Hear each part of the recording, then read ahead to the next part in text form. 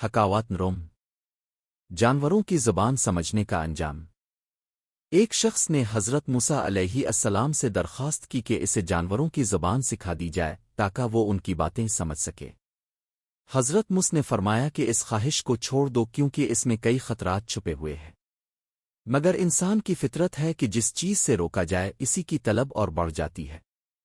وہ شخص بار بار اصرار کرنے لگا تو اللہ کے حکم سے حضرت موسیٰ نے اسے اجازت دے دی۔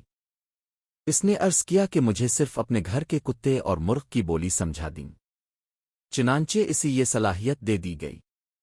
اگلے دن خادمہ نے دسترخوان صاف کیا تو روٹی کا ایک ٹکڑا نیچے گر گیا، مرغ نے اٹھا لیا۔ کتے نے کہا، یہ ٹکڑا مجھے دے دو، میں بھوکا ہوں۔ مرغ بولا، صبر کرو، کل ہمارے مالک کا گھوڑا مر جائے گا، تم خوب کھا لینا۔ مالک یہ سن رہا تھا، فوراً گیا اور گھوڑا بیچ آیا۔ دوسرے دن پھر یہی ہوا۔ مرغ نے کہا، کل اونٹ مر جائے گا۔ مالک نے اونٹ بھی بیچ دیا۔ تیسرے دن مرغ نے کہا، کل خچر مرے گا۔ مالک نے خچر بھی فروخت کر دیا اور اپنی ہوشیاری پر خوش ہونے لگا کہ وہ ہر نقصان سے بچ رہا ہے۔ چوتھے دن کتے نے غصے سے کہا، تم جھوٹ بولتے ہو۔ مرغ نے جواب دیا، میں جھوٹا نہیں بلکہ تم حقیقت سے بے خبر ہو۔ اصل میں ہمارے مالک نے اپنے جانور بیچ کر خود کو بچا لیا، مگر اب کل وہ خود مر جائے گا۔ یہ سن کر مالک کے ہوش الفاڑ گئے۔ وہ فوراً حضرت موسیٰ کے پاس پہنچا اور مدد کی فریاد کی۔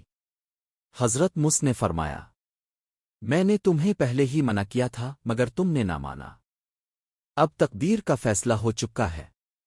وہ شخص گھر پہنچا اور تھوڑی دیر بعد اس کا انتقال ہو گیا۔ سبق: ہر علم انسان کے لیے مفید نہیں ہوتا، بعض اوقات لاعلمی ہی حفاظت ہوتی ہے۔ مال کا نقصان کئی بار جان کا صدقہ بن جاتا ہے، مگر نادان انسان وقتی فائدے کے پیچھے اصل حقیقت کھو دیتا ہے۔